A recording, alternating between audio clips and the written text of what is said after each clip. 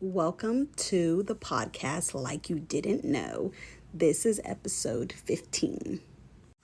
This week's scary movie of the week is not quite a horror movie. It is because of what it deals with, but it's not necessarily a jump scare type of movie. It more so covers like the depravity that some people will go to hurt others. But the movie is called The Girl Next Door. And basically it follows these two girls that lose their parents in a tragic accident. And they end up going to live with their aunt, who has multiple other kids that just happen to be all boys. I think she has like 4 or 5 boys in varying ages. They're all probably about 2-3 years apart in age, just down the line. And for some reason, the woman, she doesn't have a husband, or if she did, he's not present or whatever. But she is very just mean towards the girls. So one girl is younger, she's probably about 9-10, and then the other one is a teenager. And she takes a special interest in pretty much torturing the teenage girl. Like, she's mean to the younger girl, but she really doesn't like the older girl. And it could be, I don't know if you guys have seen it, where some older women or some women just have this hatred towards young attractive women. And of course the younger girl, she's a pretty girl, she's sweet, she's young, developed, like I guess everything that woman either wishes she was or had been, or wishes that she still was. But basically it just goes through I don't even think they were there that long, but or they may have been there months or years. I don't think it was years, but at least months. They were there for months. And just the abuse that she had towards the older girl, to the point where she was actually getting her sons involved in abusing her. And without telling the whole movie, at the end of it, the girl does not make it. And one of the sons is has like some compassion for her. So it just kind of goes through the power that adults can have over children, and how they can dictate really how they treat other people from a young age. It's an interesting movie. It's very graphic. I do not recommend, and it will piss you off. I don't recommend watching it with kids. And it's not really like a horror movie, so I really don't recommend it if you are sensitive to abuse. But it's definitely an interesting movie, because I'm sure we've all seen people definitely abuse people these days. And I think it's something to remember and to recognize signs of it, so that hopefully if you ever do come across a child or person, elderly person, whoever that's being abused, you may be able to spot the signs and potentially save their life.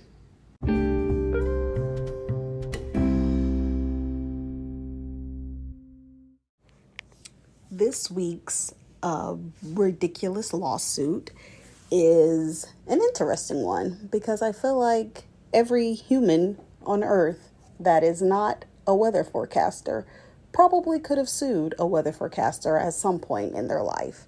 I remember it's been quite a few years, and it doesn't happen quite as often, so I guess their equipment has gotten better over time. But I definitely remember checking the weather sometimes, and it says, well, really even now, you check the weather and it's like, oh, it's going to be a clear, beautiful, sunny day. And then next thing you know, it's storming and raining, and you're not prepared. You're wearing flip-flops, sandals, shorts, whatever.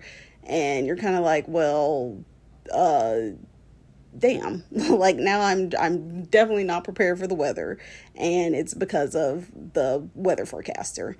And I've often heard the little saying, being a weather forecaster's only job that you can get wrong every day and still have a job at the end of it. But apparently somebody in the Netherlands decided that she was going to sue it was in Israel, where she decided she was going to sue a weather forecast or the weather station for $1,000 after it inaccurately predicted the weather, and which led to her catching a cold. The weather probably did not lead to her catching a cold, because if you know anything about science, you know that it's germs, and the weather doesn't necessarily cause germs. But she said that she dressed light after seeing the prediction for good weather, and that made her miss the flu, get the flu, miss a week of work, and have to get medication. I'm needless to say, I'm sure she did not win that lawsuit, because obviously she probably was already exposed to the flu. The weather probably didn't really have anything to do with it. But I definitely understand her grievance against the weather station, because what's the point of y'all releasing these predictions, which, I mean, they are predictions, but still, they basically release them as fact. No weather forecaster says it may be sunny with a chance of storms. They always say today will be sunny with a chance of storms. So it's maybe if we all banded together and sued a weather station, maybe we could all get a good chunk of change.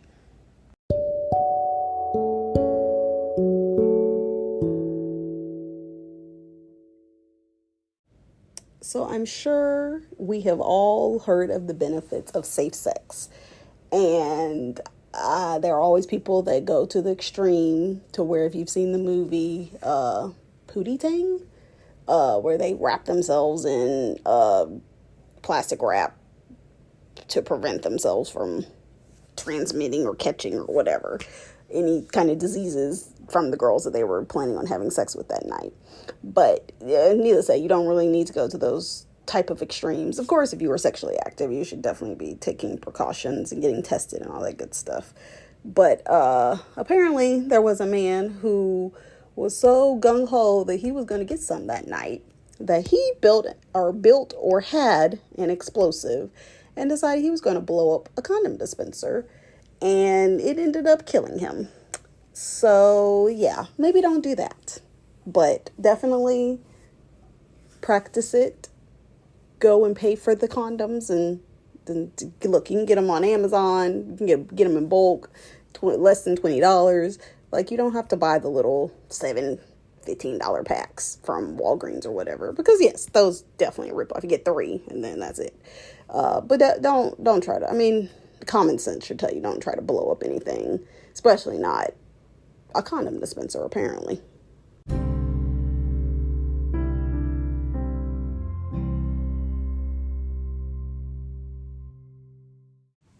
So if you didn't know, there has been an act in Congress called the DREAM Act that basically protected children that were brought to the United States by their parents. Specifically, it gave them conditional permanent residence and also work authorization, as long as they met certain requirements or were eligible for DACA, which is Deferred Action for Childhood Arrivals. Some of the requirements were they had to come to the United States as a child, been admitted to a college or graduate high school, or at least got a GED, and didn't commit any crimes while here in the United States.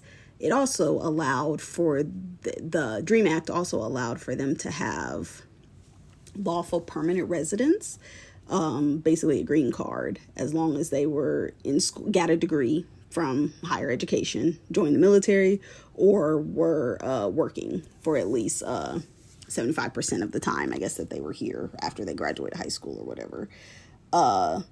It also allowed them to be naturalized once they were here once they had obtained and kept that status for 5 years. They were able to become a U.S. citizen if they decided to.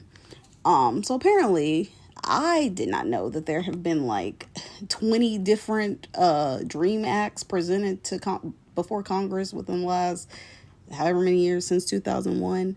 But apparently they are, as of September 14th, they were looking to revise it and make it so that they basically prevent these kids from being deported.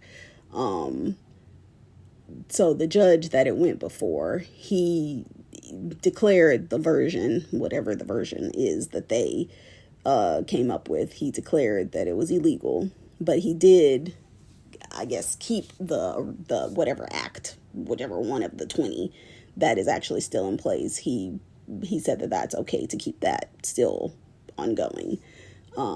It's interesting because I feel like I don't know why the United States is so, and I'd be curious to know what other countries do, but it seems like the United States is so against immigrants and immigration, but literally this whole country is built on the backs of people who were not born here. So it's very, not only is it disheartening, because I'm like, if they've been here and haven't, I definitely agree with them not having been criminals, because obviously if you're here committing crimes, you don't need to be here. But if they're here and doing what they're supposed to be doing, like a lot of the people that we marched with were in school, they were in college, they were my age, they were in their 20s, early 20s, or about 18, 19, in college, working, like building a life for themselves here. And a lot of them were brought over here when they were really small. So America is all they know. So imagine you've lived in a country pretty much your entire life. It's the only thing you remember. And then all of a sudden the government is saying, oh, well, you got to go back to Australia because you don't belong here anymore. Like that, to me, is just, it doesn't make sense. And the fact that people are still trying to fight this, because it was I remember it being a big thing when I marched, that a lot of people were against it. And of course, I don't have to say who was against it, because I'm pretty sure anybody listening that is of color or has any type of empathy for people of color knows exactly who I'm talking about. Those were the people who were having problems with it, even though if you get rid of all the immigrants, specifically Hispanics, there are going to be a whole bunch of jobs that a lot of people are not going to want to do. Because I don't want to be a maid. I don't want to be a construction worker. I'm not doing any of that. So it's just interesting that they're still fighting this and revising it. And I'm sure it probably needs revisions, because it's been in place since 2001. So, I mean, it's 2023 now. So it definitely is something that needed to be updated. But it's looking like a lot of the versions that they came out with were deemed illegal for whatever reason. So I don't even know why. And the article doesn't really go into detail about what each different version had to do or said. But it seems very interesting that we're still fighting this when I feel like originally it was fine. Allow them to stay here if they're here, as long as they are being productive citizens. Literally, if they're working, really, I would say, even if they don't, at least finish high school. But if they choose not to go to college and choose to work, I feel like that should be fine. Because all the government cares about is money, and tax money specifically anyway. So if they're working, they're paying taxes, unless they're working under the table. And I mean, then they wouldn't even meet the requirements of the act in the first place, because they have to make sure that you pretty much have to register, and they have to know that you're doing what you're supposed to be doing. But I would just challenge you to maybe do research, be aware of the different, and I challenge myself too, because I definitely don't and am not aware of many of the laws that are around that affect different people these days. Because really, if it doesn't affect me, I typically don't research it or learn about it. But I know a lot of people do have friends that are different races, different cultures, everything. And you never know what the United States or any country may decide to put into place that could potentially harm their way of life. Or, God forbid, have them deported after living in the same country since the age of 1. But that concludes my latest episode 15 of my podcast. It'll still be available on Spotify, but I'm also going to post it on YouTube each week as well, just so people will have an easier time accessing it. But hopefully you enjoyed, and I'd love to hear your thoughts and opinions. If you know me personally. If not, I'm on social media. the original TIP, or my name, Tiffany Lampkin, on Facebook. Talk to you guys later.